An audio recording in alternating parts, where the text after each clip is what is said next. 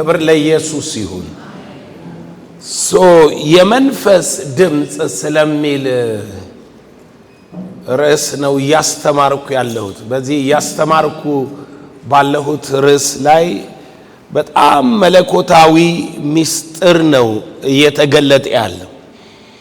ብዙ ሰዎች አዲስ ኪዳን ምን አይነት ህይወት እንደሆነ አንደርስታንድ አያደርጉ።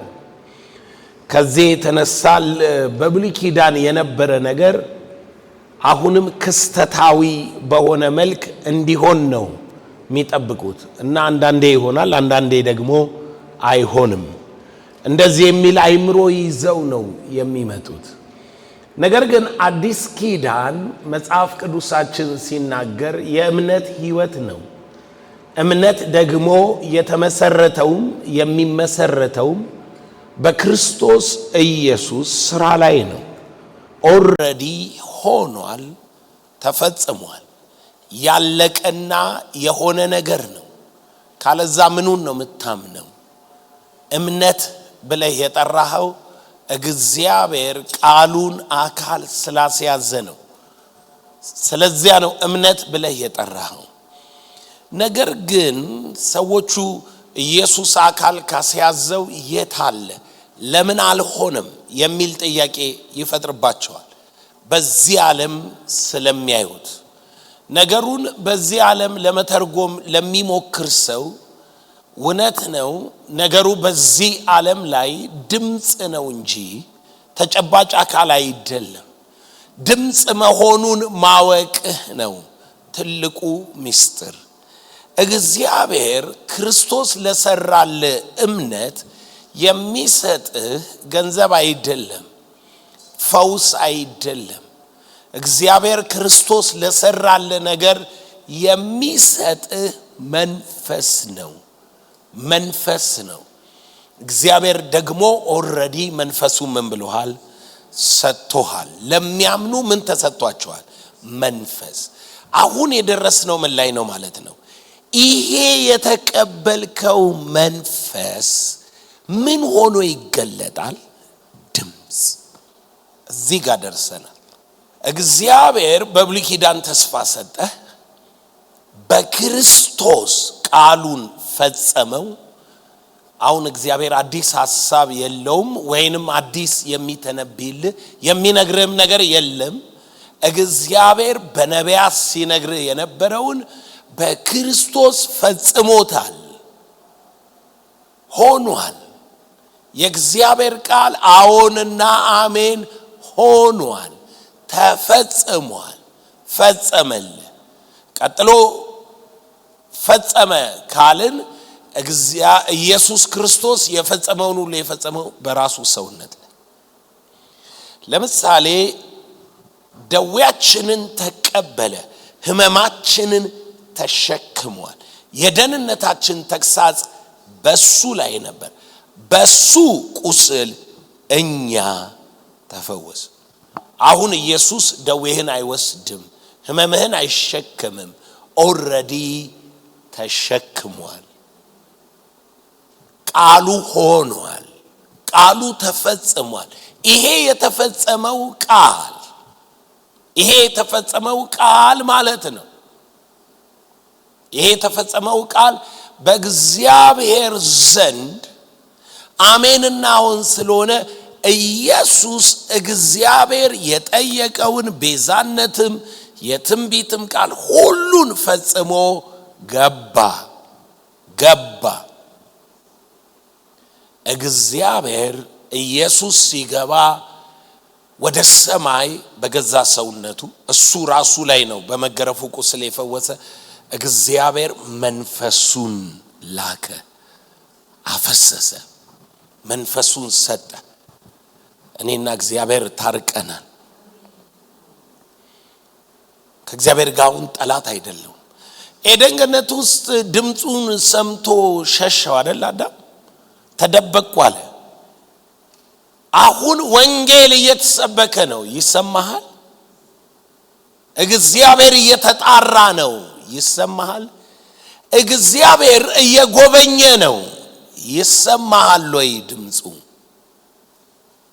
እግዚአብሔር እያለ ያለው እንደሱ ነው። መጥቷል ወደ አንተ ከሰማይ እንደሚነጥቅ አውሎ ንፋስ ያለ ምን መጣ? ድምጽ መጣ።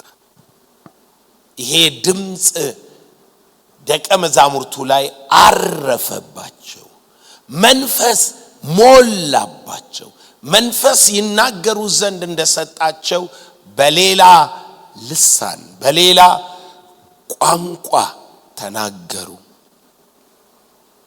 እስከዚህ መጣችሁ የሆነውን ስታዩ እግዚአብሔር መንፈስ ሰጥቷችሁ መንፈስ ሞልቶባችሁ ቀጥሎ ምን ትሆናላችሁ? ትናገራላችሁ። በሌላ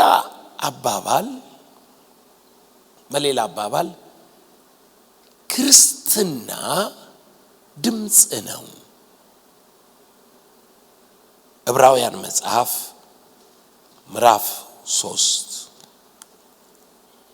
ዕብራውያን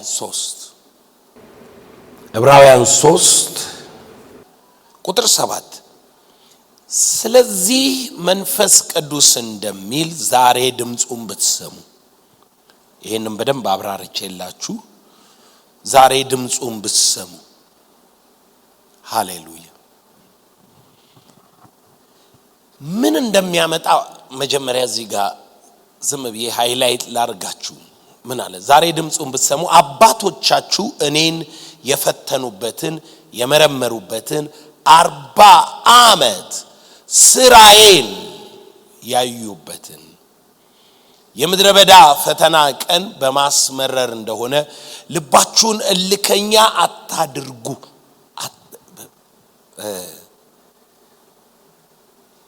እኔ እውነቱን ልንገራችሁ የልብ እልከኝነት እንጂ ከአንተ የሚጠበቅ ስራ የለም።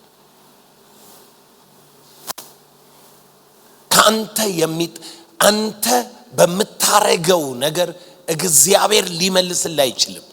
ተመልከቱት ምን እንዳለ። 40 ዓመት የኖሩት ሰዎች ሱፐርናቹራል ላይፍ ነው የኖሩት አይደለም? 40 ዓመት አልዘሩም፣ አላጨዱም፣ ልብሳቸው አላረጀም፣ ፀሐይ አላቃጠላቸውም፣ ከደመና በታች ነበር የሚሄዱት፣ በሽተኛ መሃላቸው የለም፣ ከአለት ውሃ ይጠጣሉ፣ በየቀኑ መና ይበላሉ።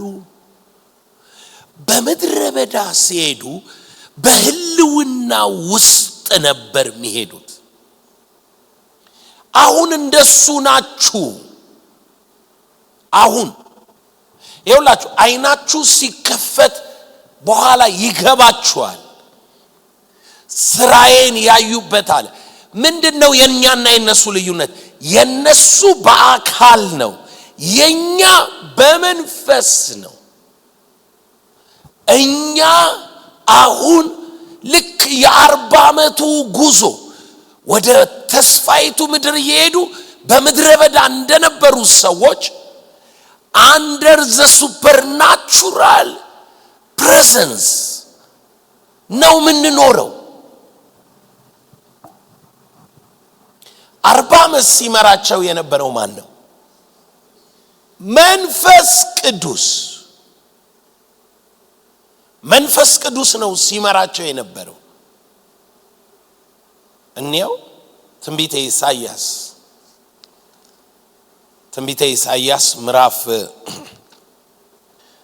ምዕራፍ 63 ቁጥር 10 እነርሱ ግን አመጹ፣ ቅዱሱንም መንፈስ አስመረሩ። ስለዚህ ተመልሶ ጠላት ሆናቸው፣ እርሱም ተዋጋቸው። እርሱም እንዲህ ብሎ የቀደመውን ዘመን አሰበ። የበጎቹ እረኛ ከባህሩ ያወጣው ወዴት ነው? ቅዱሱ መንፈሱን በመካከላቸው ያኖረው ወዴት ነው ይላል። ወዴት ነው ያለ?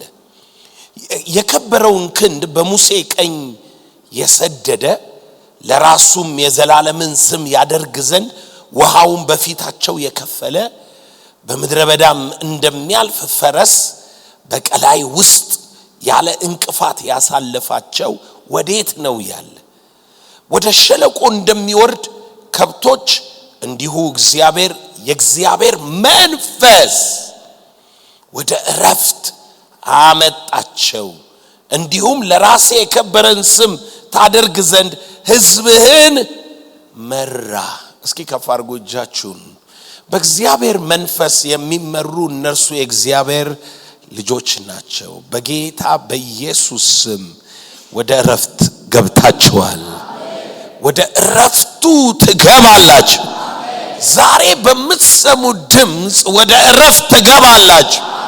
በድምጹ ወደ እረፍት ትገባላችሁ። ኦኬ። በምድረ በዳ የነበረው ትግል ነው ወይስ ድምጽ ነው? ድምጽ ነው። ድምጹ ምን የሚል ድምጽ ነው? ውጡና ሰብስቡ። ምን የሚል ድምጽ ነው? አለቱን ተናገረው። ምን የሚል ድምጽ ነው? ኢየሱስ ጌታ ነው። ድምጽ ነው በምድረ በዳ የነበረው። አይሰሩም፣ አያጭዱም፣ ጎተራ የላቸውም፣ የነሱ አክቲቪቲ የለም። እስኪ እንደዚህ እንውሰደው። መዝሙር 91 አሁን ምድረ በዳ መሆኑ ይቅርና መዝሙር 91 ይሁን። መዝሙር 91 ይሁን። አንተ ማለት ነው ይሄንን ታምናለህ። አሁን ምድረ በዳ ከደመናው በታች በህልውና ውስጥ ነበሩ። መንፈስ ቅዱስ ይመራቸው ነበረ ብዬ ስናገር ኮንፊውዝድ ልትሆን ትችላለህ። አሁን ግን የምነግርህን እርሱን እኔ ነኝ የሚለው ማመን አይከብድም። መዝሙር 91 እንዲህ ይላል፣ በልዑል መጠጊያ የሚኖር ማን ነው? በልዑል መጠጊያ ምን የሚል? ሁሉም በሚችል አምላክ ጥላ ውስጥ ምን ይላል? ያድራል። ጥላ ውስጥ ያድራል። በልዑል መጠጊያ የሚኖር ሁሉም በሚችል አምላክ ጥላ ውስጥ ያድራል። እግዚአብሔርን አንተ መታመኛዬ ነህ። እስኪ የእምነት ኑሮ ነው በሉ። የእምነት መሸሸጊያ ነው በሉ። የእምነት ማደሪያ ነው በሉ። የእምነት ህይወት ነው። ኦኬ። ክፉ ባለበት ዓለም ውስጥ ነው ያላችሁት።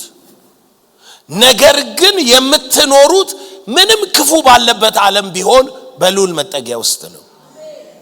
እሺ፣ በምድረ በዳ ነው ያሉት። ነገር ግን የሚኖሩት ከደመናው በታች ነው። በደመና ውስጥ ነው የሚኖሩት። አሁን ለኛ እምነት ነው። እምነት በልዑል ላባዎች እንድትኖር ያደርጋል። እምነት በህልውናው በመንፈሱ መገኘት ውስጥ እንድትመላለስ ያደርጋል። ለምን? ስታምን በመንፈስ ነህ ብያለሁ። በመንፈስ ከሆንክ ኦልሬዲ አርነት ወጥተሃል። ሃሌሉያ። ከጎን ላለው ሰው ቢያመኝ በለው፣ በመንፈስ ሲሆን ፈውሴን እቀበላለሁ። ታመህ የጌታ ፈቃድ ይሁን አይሁን፣ ተመትቼ ጌታ ሊያስተምረኝ ብሎ ምናምን አትበል። የማይለወጥ ፈቃድ በመንፈስ ቅዱስ ጸንቷል። ኢየሱስ ጌታ ነው። ነገር ግን በዓለም ስላለ አሞሃል። if you are in the spirit በመንፈስ ከሆንክ ግን ምን ትላለህ? ነፃ ትወጣለህ። የጌታ መንፈስ ባለበት በዚያ ነፃነትን ትቀበላለህ። በሌላ አማርኛ መንፈስ ሲገለጥ ፈውስ ነው የሚሆነው። ለምን? መንፈስን መግለጥ ለእያንዳንዱ ለጥቅም ይሰጠዋል። ለአንዱ ምን? ፈውስ፣ ለአንዱ ታምራት። ኢየሱስ ጌታ ነው። ይሁላችሁ እምነትና ኮንፊደንስ እንዲኖራችሁ ነው ምነግራችሁ። እርግጠኞች እንድትሆኑ በእምነታችሁ ላይ ጥርጥር እንዳይገባችሁ በተፈጸመ ስራ ላይ ነው የቆምነው። ስራው ተፈጽሟል። ስራዬን አዩን ያለው። ስለዚህ አሁን በልዑል መጠጊያ ነው የምትኖሩት። ግን በዓለም ናችሁ፣ በምድረ በዳ ናቸው፣ ፀሐይ ሐሩር ባለበት፣ እባብ ጊንጥ ባለበት። ነገር ግን ደመናው ባለበት ሲሆኑ ያ ምድረ በዳ የሚባለው ያ እባብ ጊንጥ፣ ያ ጩኸት፣ ያ ሌሊት፣ ያ ሙቀት ይቀራል። መጽሐፍ ሲናገር ምን ይለዋል? የምድረ በዳ እባብና ጊንጥ አይነድፋቸውም ይላል። ከደመናው በታች ስለነበሩ ሌሊት የለም፣ ቀን ፀሐይ አያቃጥላቸው። ግን ያሉት እዛው ምድረ በዳ ላይ ነው። ድንገትም ደመናው አልፎ ከሄደ በኋላ ምድረ በዳው እንደነበረ ነው የሚቀጥለው። ጊንጡም እባቡም እንቅስቃሴ ይጀምራል። አንተ ባለህበት በጌታ በኢየሱስ ስም አውሬው ሕያው አይሆንም። አውሬው ሕያው አይሆንም። አይሆንም። when the voice come ድምፁ ሲመጣ ልንገራችሁ እባቡን ያስወግደዋል። እግዚአብሔር ሐሳቡን እንዳይቀይር ከስራው አርፏል። አቤቱ ስራችንን ሁሉ ምን ብላ ሰላምን ምን ትለናለ? በቃ ሰላሙን ነው የሚሰጠን። ድምጽ ነው። ሰላምን የምስራች ብሎ ሰበከላቸው። ወንጌል ነው፣ ድምጽ ነው። ልክ በመንፈስ ስትሆን ወይንም በድምጹ ውስጥ ስትሆን በዚያ ድምጽ ውስጥ አክት ስታረግ ኢሚዲየትሊ ከደመናው በታች ያሉ እባቦች፣ ከደመናው በታች የነበረው ጨለማ፣ ከደመናው በታች የነበረው ማርጀት፣ ልብስ የሚያረጅ እግር የሚያቃጥል የተፈጥሮ ስርዓት ይሻራል። you are under the almighty shadow በልዑል ጥላ ውስጥ ነህ። ከጎን ላለው ሰው በልዑል መጠጊያ ነው የምትኖረው በለ። አሁን በለ የመንፈስ ድምጽ ሲመጣ አውሬው ይጠፋል በለ። በዚያ አያልፍም በለ። ኢየሱስ ጌታ ነው። አሁን ተመልከቱት ምን እንደሚል ናሆም፣ ትንቢተ ናሆም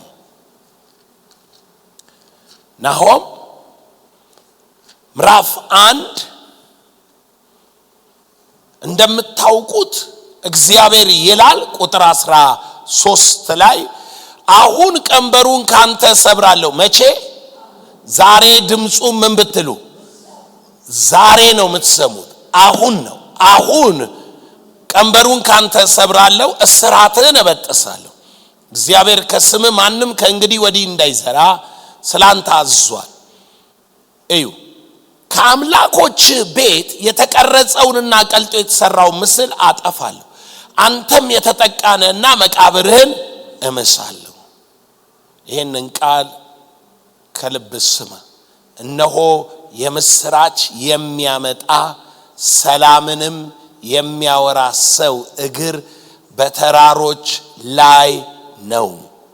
ይሁዳ ሆይ አጥፊው ፈጽሞ ጠፍቷልና ከእንግዲህ ወዲህ በአንተ ዘንድ አያልፍምና።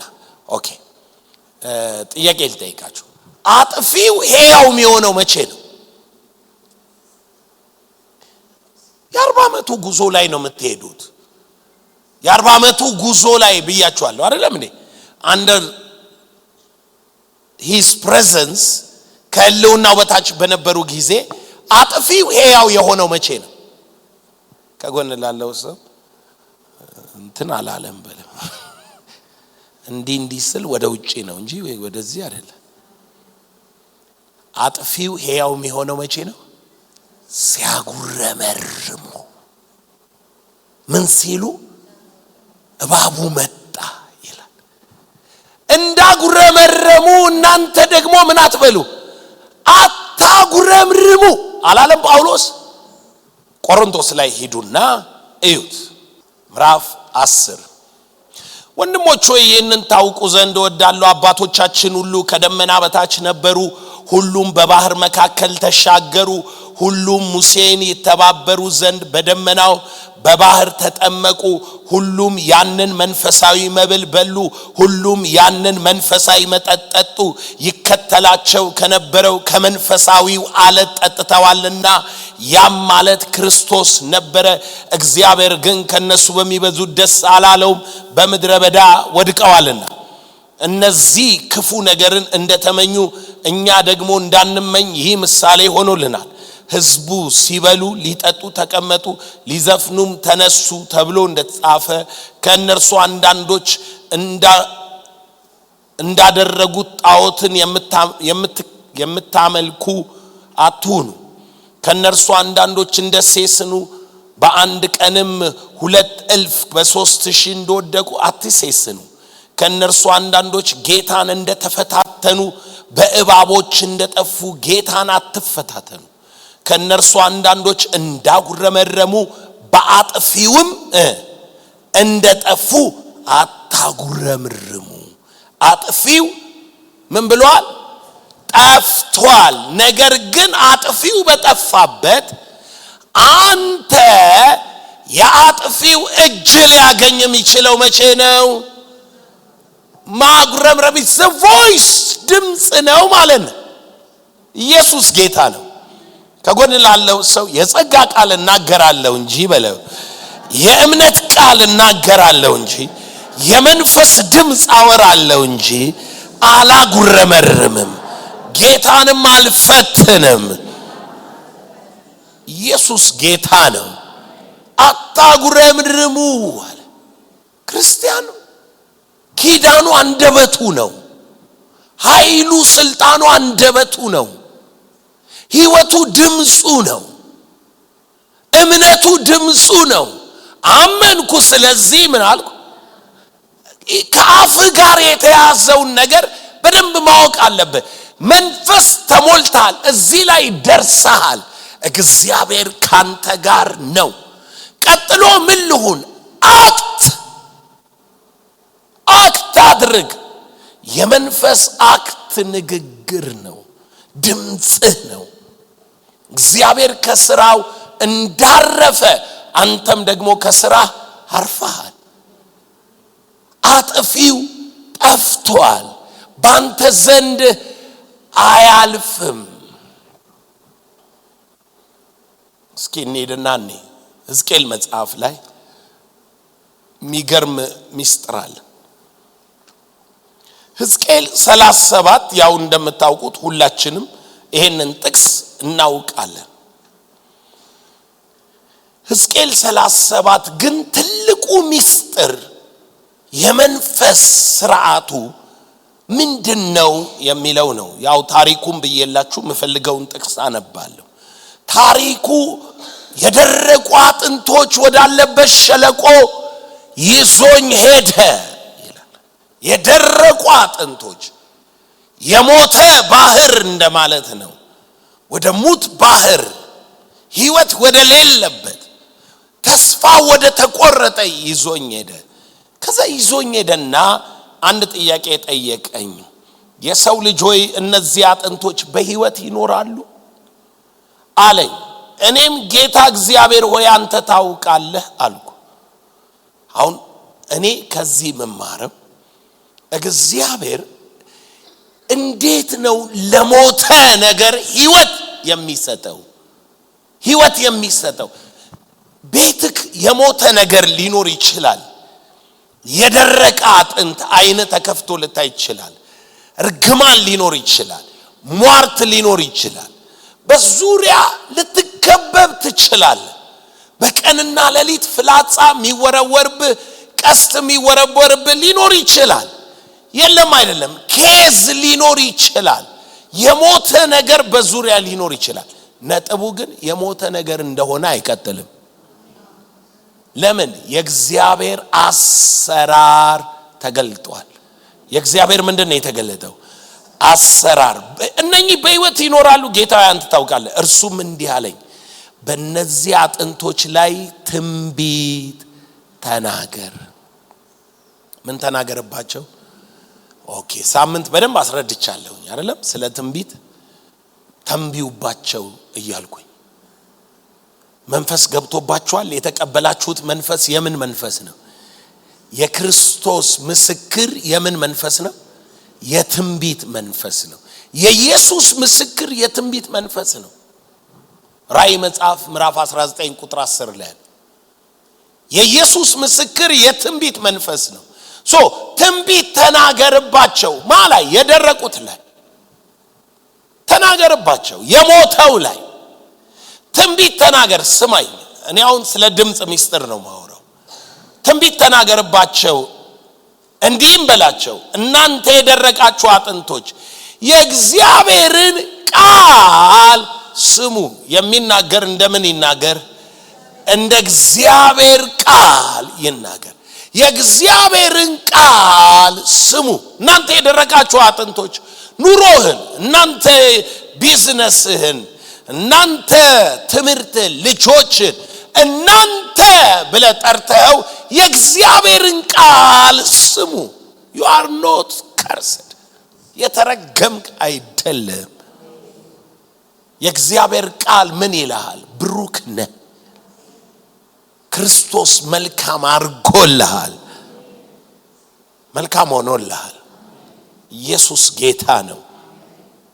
የእግዚአብሔርን ቃል ስሙ። ኦኬ ጌታ እግዚአብሔር ለነዚህ አጥንቶች እንዲላል፣ እነሆ ትንፋሽ አገባባችኋለሁ፣ በሕይወት ትኖራላችሁ። ጅማት አወጣባችኋለሁ፣ ስጋን አወጣባችኋለሁ፣ በእናንተም ላይ ቁርበትን እዘረጋለሁ፣ ትንፋሽ አገባባችኋለሁ፣ በሕይወት ትኖራላችሁ፣ እኔም እግዚአብሔር እንደሆንኩ ታውቃላችሁ። ሃሌሉያ። ቁጥር 7 እንዳዘዘኝ፣ ይህንን ቃል በደንብ ስሙ። እንዳዘዘኝ እስካሁን ኢንትሮዲዩስ ነበር እግዚአብሔር ለነብዩ ሲነግረው፣ አሁን ግን ነብዩ ነው አክት እያደረገ ያለው። እንዳዘዘኝ ትንቢት ተናገርኩ፣ ስናገርም ድምጽ ሆነ። ዩሲና ምን ሆነ? ስናገርም ድምጽ ሆነ። ድምጽ ሆነ። ሰው ይሄንን ነው ያልተረዳው። ስናገር ምን ይፈጠራል? ከሰማይ የመጣው ድምጽ ይሰራል። ለአጥንት ሕይወት ይሰጣል። ስናገር ድምጽ ሆነ። አንተ ነህ እንዲህ የምትሰራው፣ አንተ ነህ ቃሉን የምትፈጽመው፣ አንተ ነህ ታምር የምታረገው አይደለም። መንፈስ ነው። መንፈስ ነው ታምር የሚያረገው። መንፈስ ነው የሚሰራው። መንፈስ ከሆነ የሚሰራው፣ መንፈስ እንዲሰራ ምን ይሁን ተብለህ ስትጠየቅ፣ ስናገርም ተናገር ነበር አይደል ያለው? ትንቢት ተናገር። ሰውየውን ትንቢት ነው ማለት ነው የሚናገረው። ስናገርም ድምጽ ሆነ።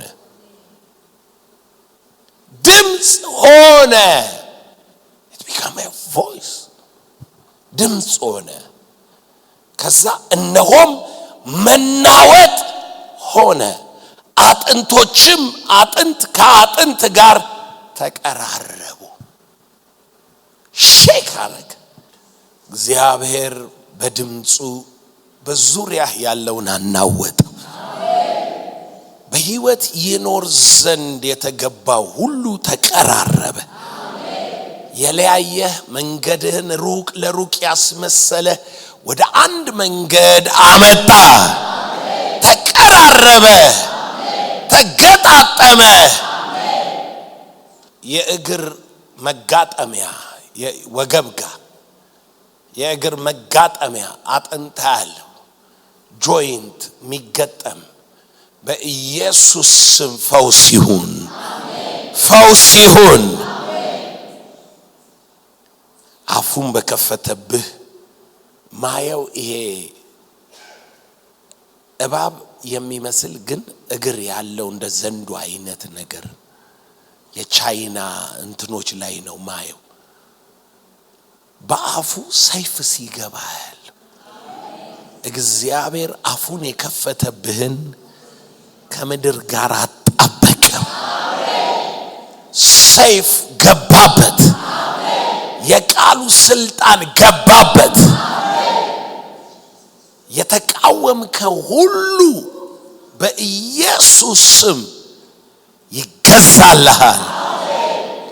ራሱ ተቀጠቀጠ። በአፉ ትንፋስ ይላል። እኔ ቤት ያለ አንድ ስዕል ሁሉን ይገዛል።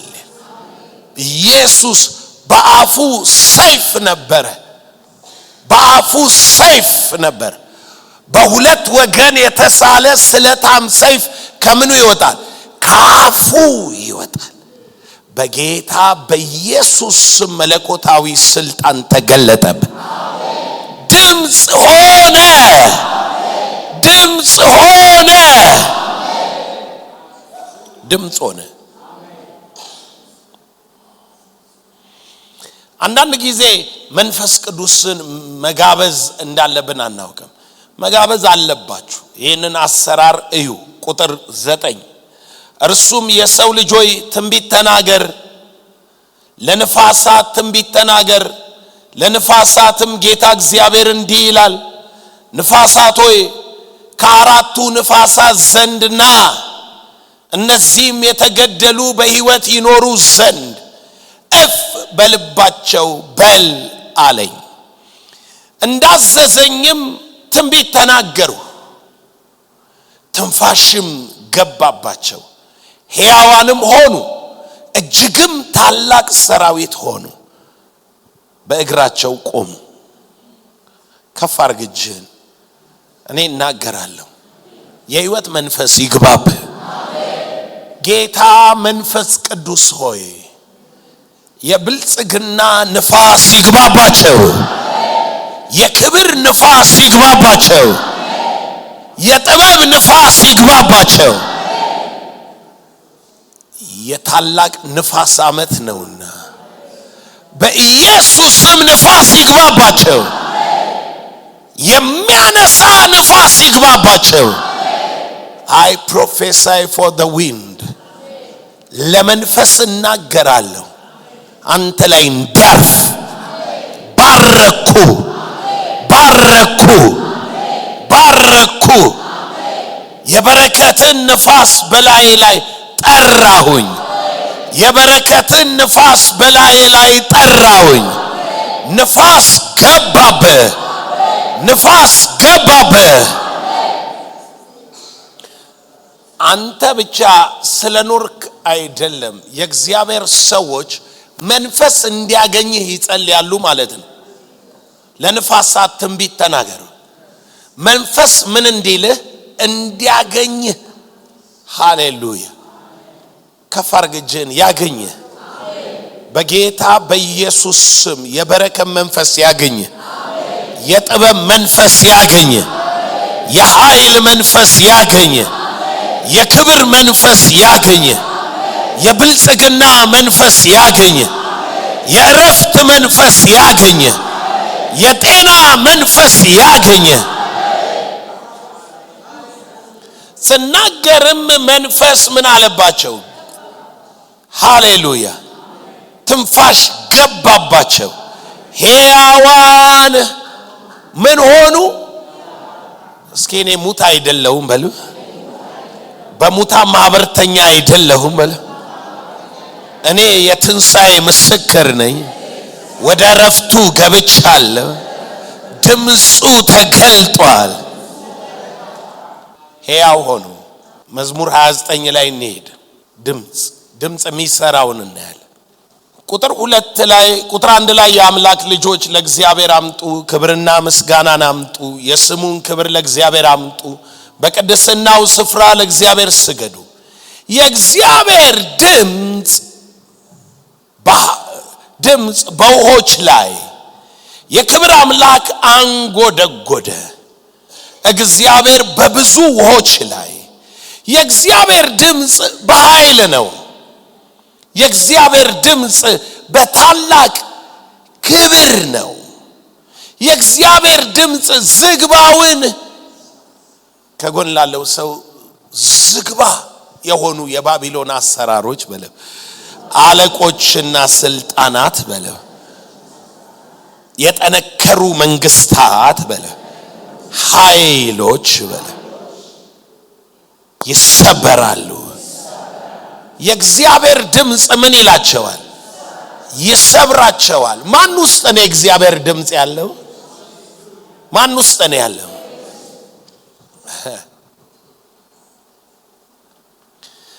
መንግስታት፣ ስልጣኖች፣ አለቆች፣ ኃይላት፣ ነገስታት በእናንተ ድምጽ እንዲገዙ እግዚአብሔር ይሄንን አሰራር በመንፈስ ቅዱስ አማካኝነት በውስጣቸው አድርጓል። ምክንያቱም የአምላክ ልጆች ምንድነው ያላቸው? ድምጽ ነው። ችግሩ ምንድነው? አትጸልይም፣ አትናገርም፣ ዝም ትላለህ።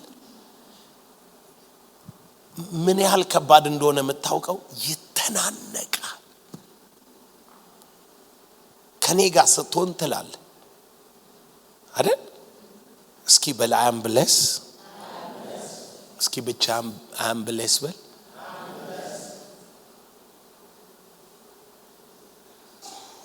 እቤት ማለት ጧት ተነስተህ አም ብለስ፣ የስ አም ብለስ፣ ብሩክ ነኝ።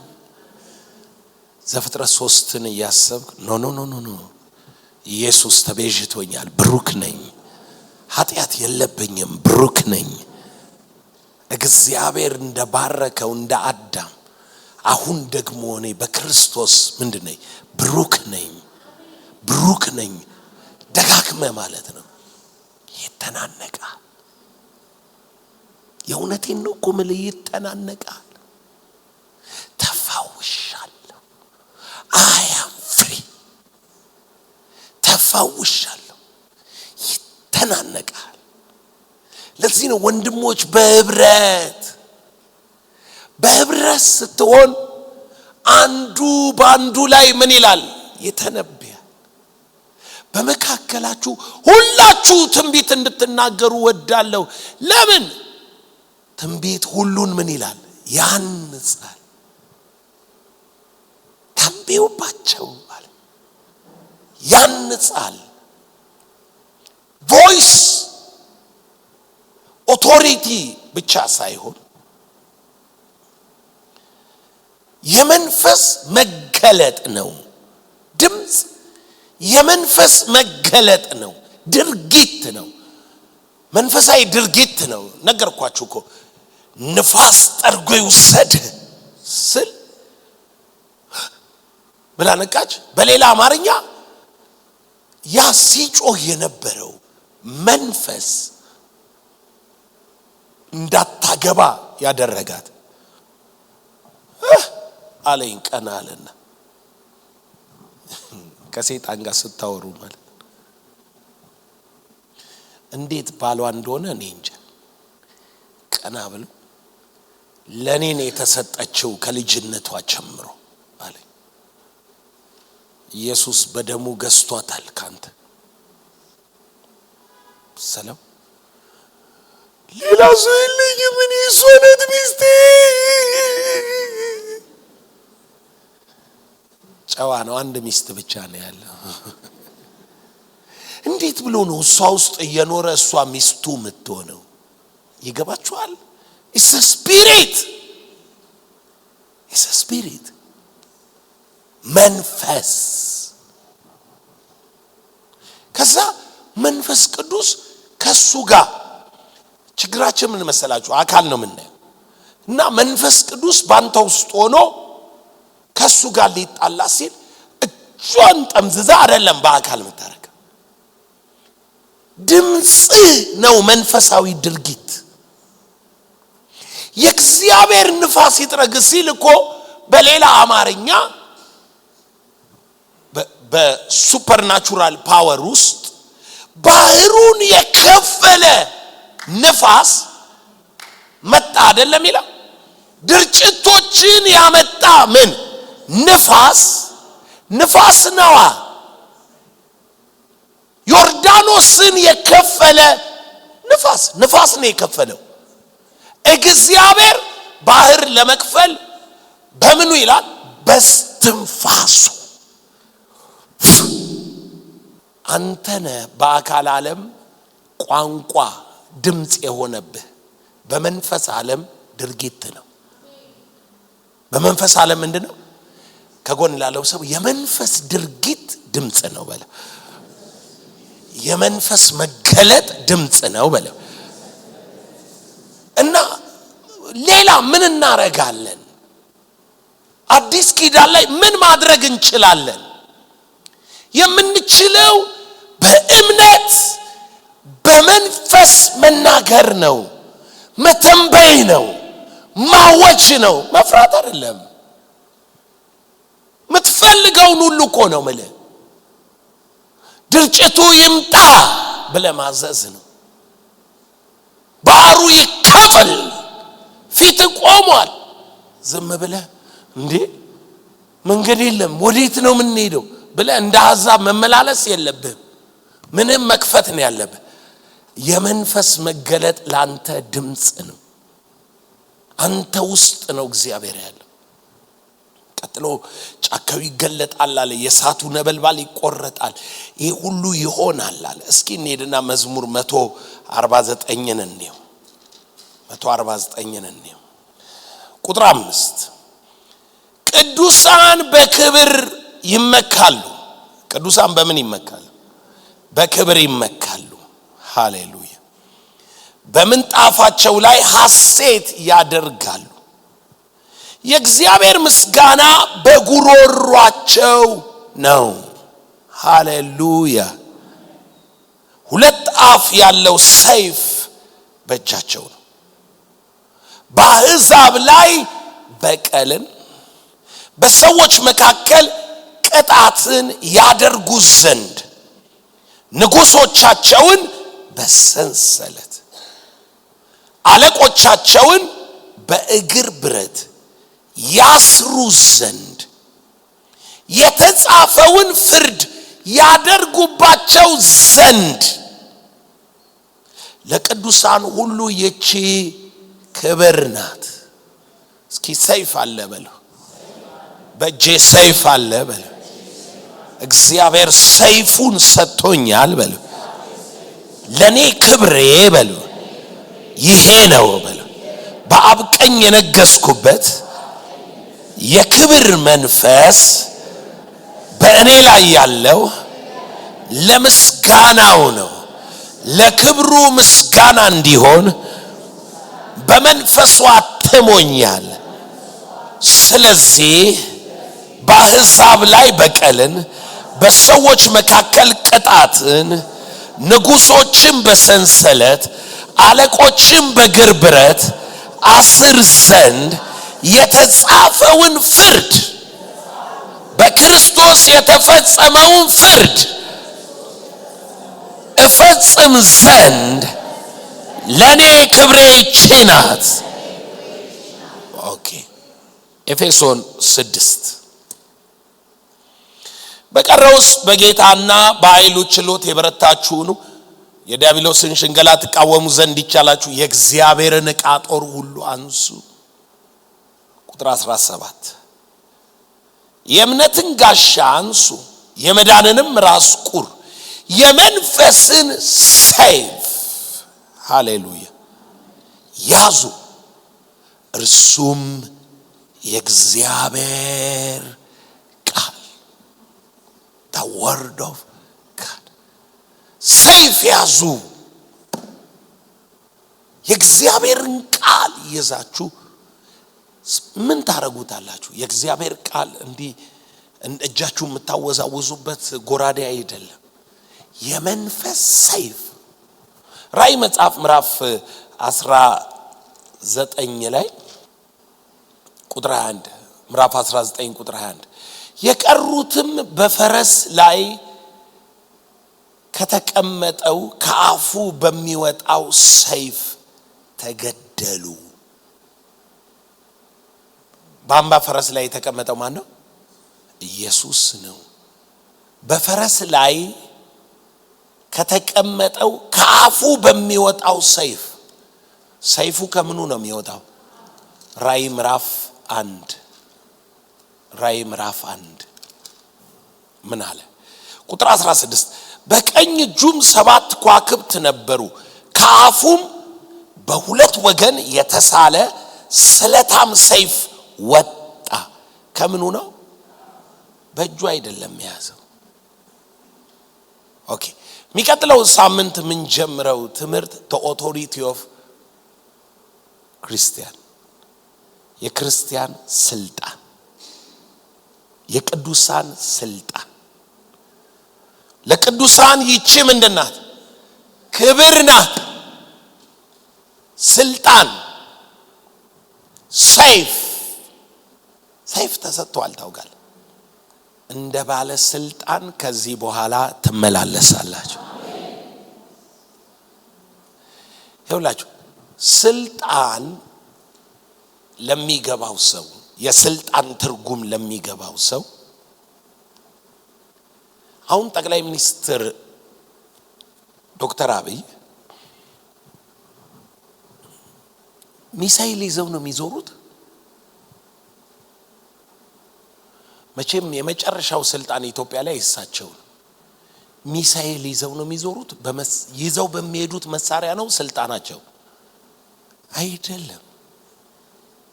ፓርላማ ሲመጡ ባለስልጣን እሳቸው ናቸው። ለፓርላማው ንግግር ያደርጋሉ። ፓርላማው ላይ ቆመው ነገ እንዋጋለን ቢሉ በመቶ ሺዎች የሚቆጠር ሰራዊት፣ በቢሊየን የሚቆጠር ገንዘብ፣ በብዙ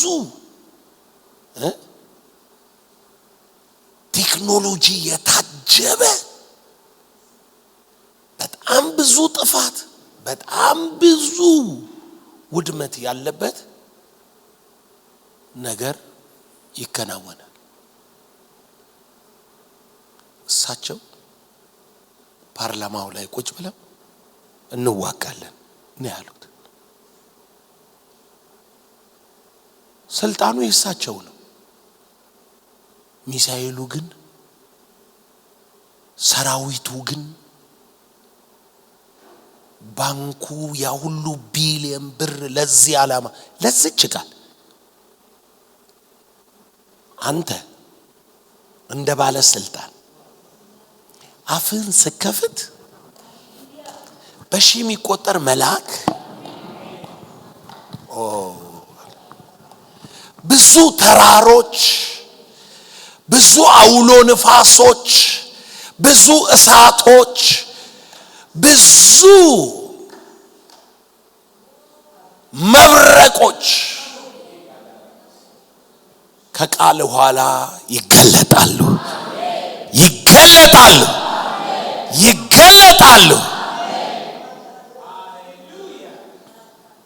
ሲምፕል ቃል ነው የሚመስል አንተ ያወራው፣ የሚያንቀሳቅሰው ግን ብዙ ነው።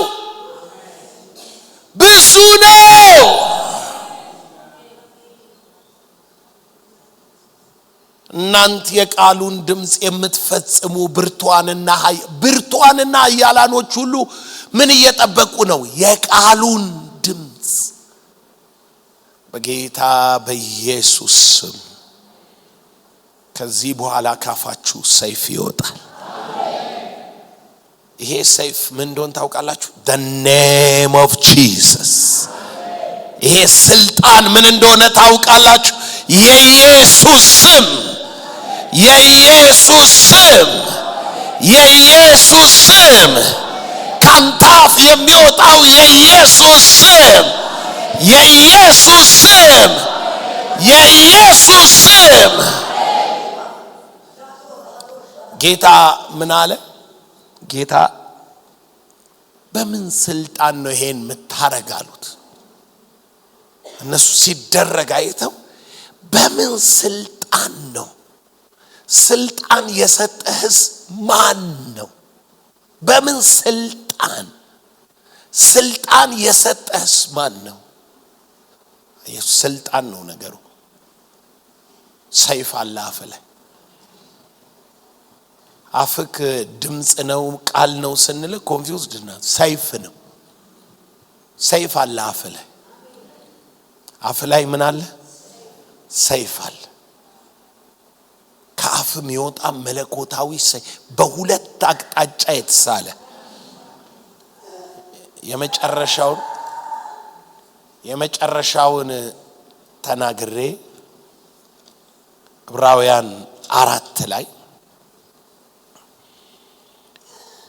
ይሄንን ሰይፍ ከድምጹ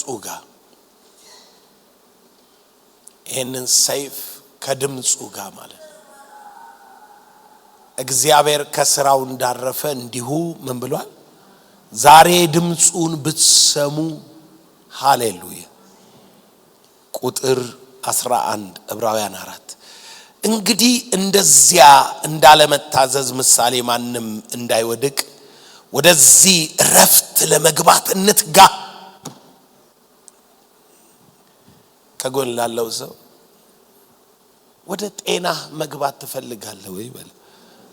ጌታ ሰርቶ ወደ ጨረሰው ወደ ክብር መግባት ትፈልጋለህ? ትጋ በለው። ምን በል ምን አለ? ባለመታዘዝ እንዳልገቡ ሳይሆን በእምነት ወደሚሆነው የሕይወት ስርዓት ወደዚህ እረፍት ለመግባት እንትጋ አለ። እንዴት ነው የምንገባው ሲባል ይኸውላችሁ ሰይፉ ይኸውላችሁ የእግዚአብሔር ቃል ሕያው ነውና የሚሰራም ሁለት አፍ በሁለት ወገን የተሳለ አይደለም፣ ሁለት አፍ እንዳለው ምንድነው? ሰይፍ ሁሉ ይልቅ የተሳለ ነው።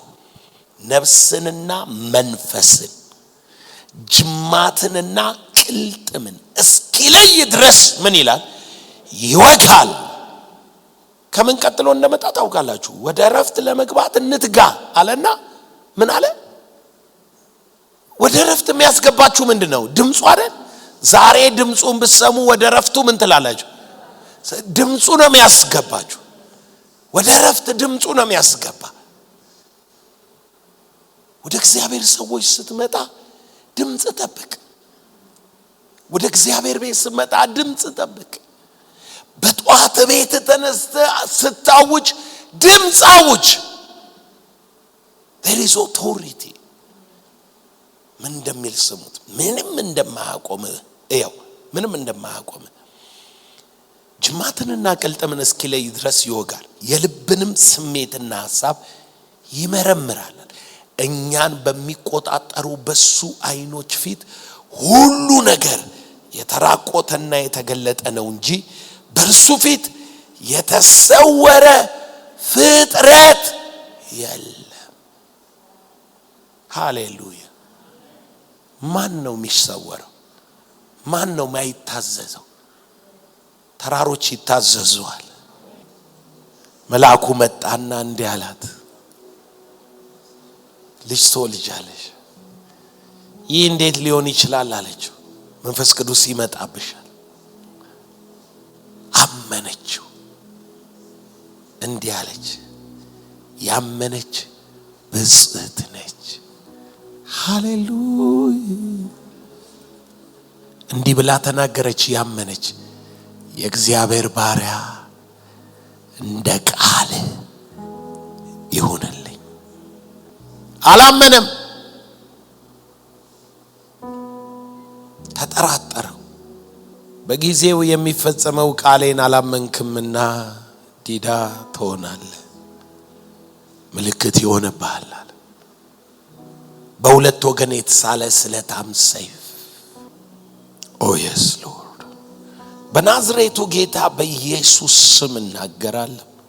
የመንፈስ ሰይፍ ከዚህ መሰዊያ ወደ አንተ ይውጣ።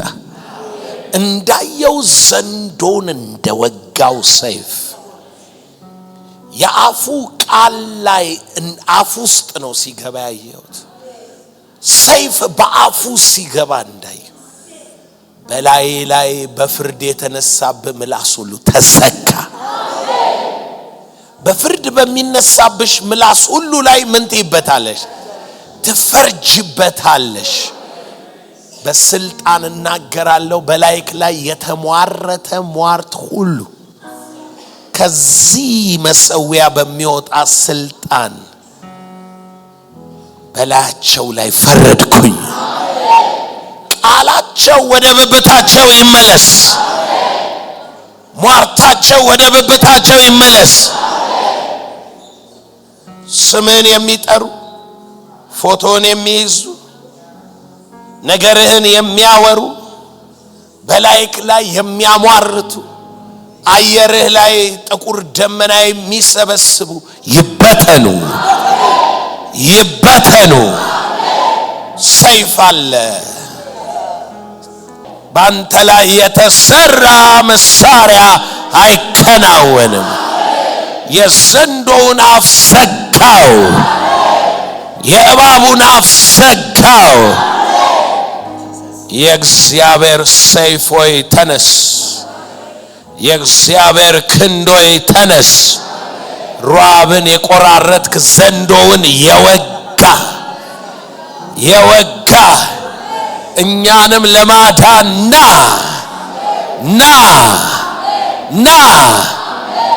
ማንኛውም በላይክ ላይ እንደ ዛፍ የቆመ ከስሩ ተነቀለ። ስልጣን አለኝ የሚል የትኛውም ኃይል በፊት ከስሩ ተነቀለ። ያየሁት ነው። ተነቀለ።